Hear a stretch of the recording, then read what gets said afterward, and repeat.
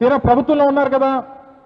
ఈరోజు ప్రభుత్వంలో కేంద్ర పౌర విమానయాన శాఖ మంత్రిగా ఉన్నటువంటి రామ్మోహన్ నాయుడు గారు వారు ఎలా గొంతించుకున్నారు ఒకసారి చూద్దామా? ఒకసారి పెట్టమ్మా. వారెవరండి అమ్మడానికి, వీరెవరండి కొనడానికి? కేంద్ర ప్రభుత్వం ఎవరండి? మనం పనులు కడితే ఉన్నటువంటి కేంద్రం, పెద్ద పెద్ద మాటలు మాట్లాడినటువంటి మన ఉత్తరాంధ్రకు చెందినటువంటి మన సెంట్రల్ మినిస్టర్ గారు ఇప్పుడు ఏం మాట్లాడుతున్నాడు? కేంద్రంలో ఏమైనా మాట్లాడుతున్నా విన్నారా ఎవరన్నా? ఇది స్టీల్ ప్లాంట్ కార్మికులు, చుట్టూరుగా ఉన్నటువంటి వారందరూ స్టీల్ ప్లాంట్ కార్మికులు, కార్మిక సంఘానికి సంబంధించినటువంటి నాయకులు. ఎన్నికల ముందు ఆ వేదికల మీదకి వచ్చి వాళ్ళని మభ్యపెట్టడానికి, ఎన్నికల్లో అధికారంలోకి రావడం కోసం మాట్లాడినటువంటి మాటలు ఇవన్నీ. ఈరోజు ఉత్తరాంధ్ర ప్రాంతానికి అతిపెద్ద పరిశ్రమ అయినటువంటి విశాఖపట్నం స్టీల్ ప్లాంట్కి కష్టం వస్తే కేంద్రంలో మంత్రిగా ఉండి, రాష్ట్రంలోనేమో మీ బాబాయ్ గారేమో మంత్రి, కేంద్రంలో మీరు మంత్రి, మీరు బంట్రోత్ ఉద్యోగం చేస్తూ ఉన్నారు. ఇప్పుడు స్టీల్ ప్లాంట్కి ఈ పరిస్థితి వస్తే మాట్లాడడానికి నోరు రావట్లేదు, ఆ రోజు అరిచినట్టుగా గొంతు రావట్లేదు. ఈరోజు ఉత్తరాంధ్ర ప్రాంతానికి నష్టం జరిగితే మాట్లాడడానికి వాళ్ళు బాధ్యత కూడా తీసుకోలేనటువంటి పరిస్థితిలో వీళ్ళందరూ కూడా ఉన్నారు. ఇదంతా ముందుగానే గ్రహించి ఇది పరిస్థితి ఈ రకంగా ఉంటుంది, రేపు మళ్ళీ కూటమి ప్రభుత్వం వస్తే మీరు స్టీల్ ప్లాంట్ ప్రైవేటైజేషన్కి మీరు గ్రీన్ సిగ్నల్ ఇచ్చినట్టే అని చెప్పి ఆ రోజు చిలక చెప్పినట్టు చెప్పాడు జగన్మోహన్ రెడ్డి గారు ముఖ్యమంత్రిగా. ఆ రోజు గాజువాక నుంచి నేను అభ్యర్థిగా నిలబడ్డా. గాజువాక ప్రచార సభకు వచ్చి జగన్మోహన్ రెడ్డి గారు చెప్పడం జరిగింది, రాష్ట్ర ప్రజలను ఉద్దేశించి, గాజువాక ప్రజలను ఉద్దేశించి, స్టీల్ ప్లాంట్ కార్మికులను ఉద్దేశించి, రేపు భవిష్యత్తు ఇది పరిస్థితి ఉంటుంది, రేపు మీరు కానీ కూటమికి ఓటేస్తే మీరు ప్రైవేటైజేషన్కి అంగీకారం తెలిపినట్టే అన్నటువంటి మాట ఆ రోజు ముఖ్యమంత్రిగా జగన్మోహన్ రెడ్డి గారు చెప్పారు. మాకు నిబద్ధత ఉంది, అసెంబ్లీలో తీర్మానం చేసి పంపించాం. ఆ రోజు మేము బాధ్యత తీసుకున్నాం, ఏ ఒక్కరికి ఒక ఉద్యోగం పోకుండా చూసుకున్నాం, ఒక కార్మికుడికి కూడా ఉద్యోగం, ఒక కాంట్రాక్ట్ కార్మికుడికి కూడా ఉద్యోగం పోకుండా చూసుకున్నాం. ఏ రోజు శాలరీస్ లేట్ అయినటువంటి పరిస్థితులు లేవు, ఇన్సెంటివ్ ఆపినటువంటి పరిస్థితులు లేవు, ఇంక్రిమెంట్లు ఆపినటువంటి పరిస్థితులు లేవు, ఏ ఒక్కరికి బలవంతంగా విఆర్ఎస్ ఇచ్చినటువంటి పరిస్థితులు లేవు, హాస్పిటల్ ఫెసిలిటీస్ ఈరోజు తప్పించినటువంటి పరిస్థితులు ఉన్నాయి.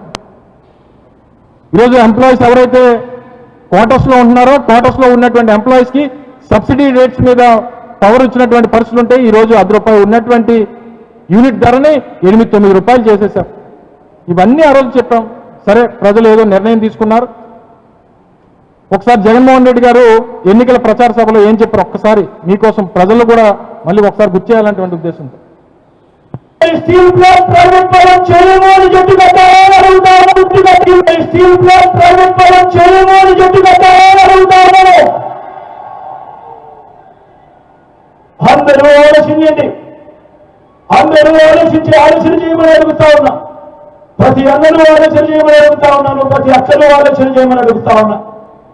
మీ జగన్ ఆమోదం లేదు కాబట్టి స్టీల్ ప్లాంట్ ప్రైవేటీకరణ ఇంతవరకు కేంద్రం వెనకడుగు వేసింది. అందరూ ఆలోచన చేయమని అడుగుతా ఉన్నా. 5 సంవత్సరాలుగా స్టీల్ ప్లాంట్ ప్రైవేటీకరణ జరగలేదు అని అంటే దానికి కారణం, దానికి జగన్ అనే ముఖ్యమంత్రి ఒప్పుకోలేదు కాబట్టి అది జరగలేదు అన్నది ప్రతి ఒక్కరూ కూడా ఆలోచన చేయమని కోరుతా ఉన్నా. ఈ ఎన్నికల్లో కూడా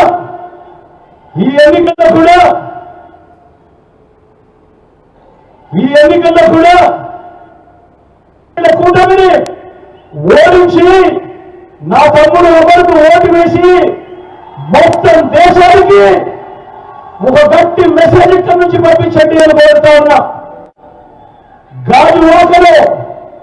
గాజువాకలో మీరు పొరపాటున టీడీపీకి ఓటు వేయడం అని అంటే దాని అర్థం ప్రైవేటైజేషన్ చేస్తారంటున్న ఎన్డీఏకు ఓటు వేయడం అంటే స్టీల్ ప్లాంట్ అమ్మకానికి మీరే ఆమోదం తెలిపినట్టు అవుతుంది అనేది ప్రతి ఒక్కరూ కూడా గుర్తుపెట్టుకోమని కోరుతా ఉన్నా. ఇది చాలా క్లియర్గా ఆ రోజు ముఖ్యమంత్రిగా నేను ప్రైవేటైజేషన్కి ఒప్పుకోలేదు కాబట్టి ఆ రోజు ప్రైవేటైజేషన్ జరగలేదని చెప్పి ఆ రోజు ముఖ్యమంత్రిగా ఉన్నటువంటి జగన్మోహన్ రెడ్డి గారు చెప్పినటువంటి మాట. పక్కన నేనే అభ్యర్థిగా ఉన్నా, నా తమ్ముడు అమర్కి ఓటేయండి అని చెప్పి క్లియర్గా మెన్షన్ చేస్తూ స్టీల్ ప్లాంట్ ప్రైవేటైజేషన్ ఆగాలంటే మళ్ళీ వైఎస్ఆర్ కాంగ్రెస్ పార్టీ రావాలి అని చెప్పి జగన్మోహన్ రెడ్డి గారు చెప్పారు.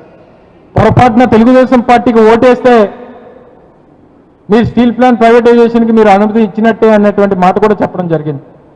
ఇంత చాలా క్లియర్గా చెప్పడం జరిగింది. కొన్ని ఎన్నికలు అయిపోయిన తర్వాత స్టీల్ మినిస్టర్గా ఉన్నటువంటి ఆయన పేరేంటమ్మా, కుమారస్వామి గారు. కుమారస్వామి గారు ఏం చెప్పారో ఒక్కసారి, అదే లాస్ట్ వీడియో. కుమారస్వామి గారు చెప్పింది, కుమారస్వామి గారు చెప్పారు, ఆ రోజు రాష్ట్ర ప్రభుత్వం అంగీకరించలేదు, రాష్ట్రంలో ఉన్నటువంటి అసెంబ్లీ తీర్మానం చేసి పంపించింది, దాన్ని అపోజ్ చేసిందని చెప్పి నేరుగా, ఇది 17/1/2025 అంటే ఒక 7 మాసాల క్రితం దేశ ప్రజలను ఉద్దేశిస్తూ మాట్లాడినటువంటి కేంద్ర మంత్రి గారు రాష్ట్రంలో ఆ రోజు ఉన్నటువంటి ప్రభుత్వం ప్రైవేటైజేషన్కి ఒప్పుకోలేదని చెప్పి క్లియర్గా చెప్పినటువంటి మాటలు. స్టీల్ ప్లాంట్ మీద మా చిత్తశుద్ధి అది. మీరు విశాఖపట్నం రావడం, విశాఖపట్నం వస్తే ఏదో ఈవెంట్ పెట్టుకోవడం, ఇక్కడ ఉన్నటువంటి ప్రధానమైనటువంటి సమస్య అయినటువంటి స్టీల్ ప్లాంట్ గురించి మాట్లాడకుండా వెళ్ళిపోవడం, మీ పబ్లిసిటీ చేసుకోవడం, మీకు అవసరాలకి విశాఖపట్నాన్ని ఉత్తరాంధ్రాన్ని వాడుకోవడం, ఇదే కనబడతా ఉంది. మీరు గడిచినటువంటి 15 సంవత్సరాలు ముఖ్యమంత్రిగా, ఇప్పుడు ముఖ్యమంత్రిగా, మీ కొడుకు, మీరు, మీ మిత్రపక్ష పార్టీలు అందరికీ అవసరాలకు ఉత్తరాంధ్ర కావాలి. కానీ ఈ ప్రాంతానికి ఏదైనా కష్టం వస్తే, ఇబ్బంది వస్తే, ఈ ప్రాంతంలో ప్రజలకి ఇబ్బంది కలుగుతూ ఉంది, కార్మికులకి నష్టం కలుగుతూ ఉందనంటే మాత్రం స్పందించారు. అందుకని గతంలో చెప్పాం, ఇప్పుడు కూడా చెప్తా ఉన్నాం, స్టీల్ ప్లాంట్ ప్రైవేటీకరణకు వ్యతిరేకంగా వైఎస్ఆర్ కాంగ్రెస్ పార్టీ